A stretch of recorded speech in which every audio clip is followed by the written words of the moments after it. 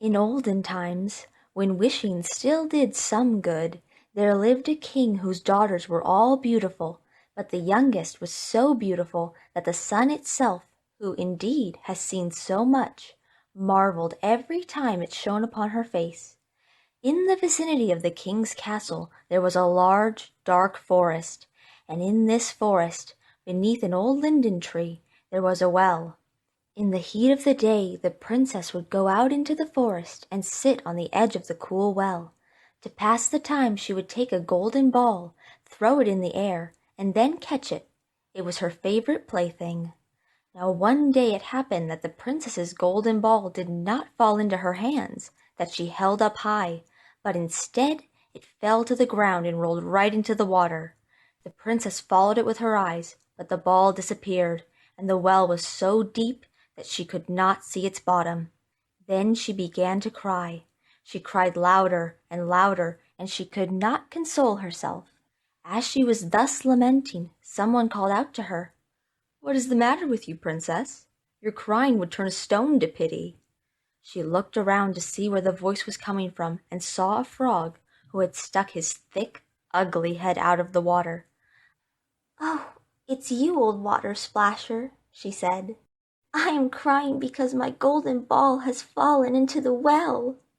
"Be still and stop crying," answered the frog. "I can help you, but what will you give me if I bring back your plaything?"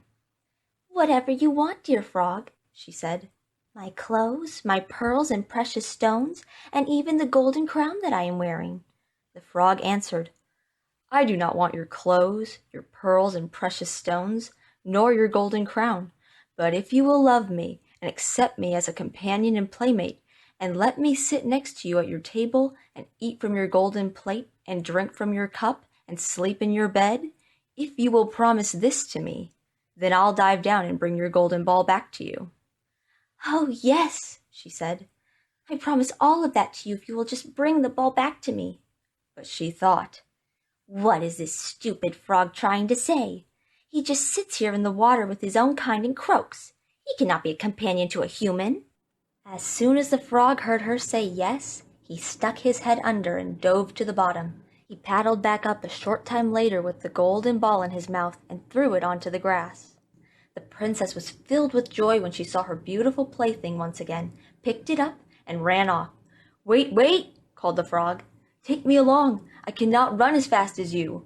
But what did it help him that he croaked out after her as loudly as he could? She paid no attention to him, but instead hurried home and soon forgot the poor frog, who had to return again to his well. The next day the princess was sitting at the table with the king and all the people of the court, and was eating from her golden plate when something came creeping up the marble steps. Plip, plop, plip, plop. As soon as it reached the top, there came a knock at the door, and a voice called out, "Princess, youngest, open the door for me." She ran to see who was outside. She opened the door, and the frog was sitting there. Frightened, she slammed the door shut and returned to the table. The king saw that her heart was pounding and asked, "My child, why are you afraid? Is there a giant outside the door who wants to get you?" "Oh, no," she answered. "It is a disgusting frog." "What does the frog want from you?"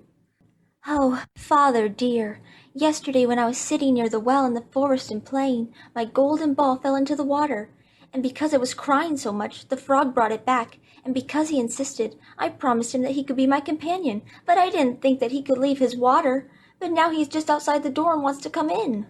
Just then there came a second knock at the door, and a voice called out, "Youngest daughter of the king, open up the door for me. Don't you know what yesterday you said to me down by the well?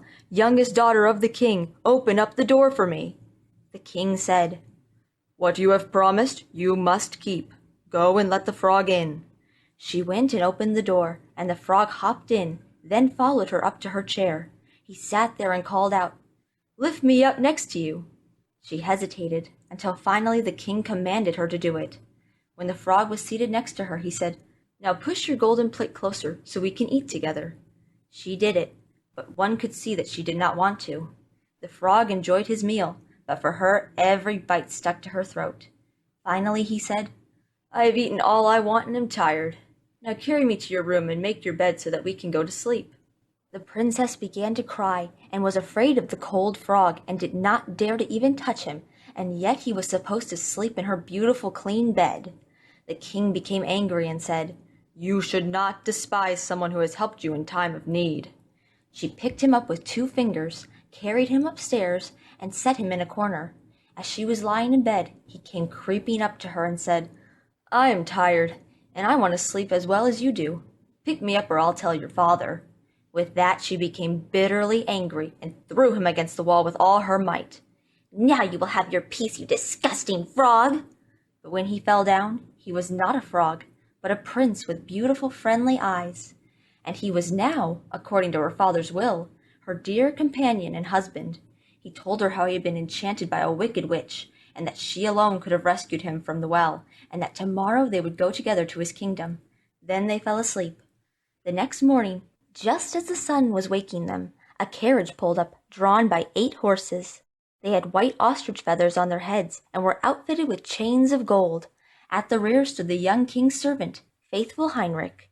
Faithful Heinrich had been so saddened by his master's transformation into a frog that he had had to place 3 iron bands around his heart to keep it from bursting in grief and sorrow. The carriage was to take the king back to his kingdom.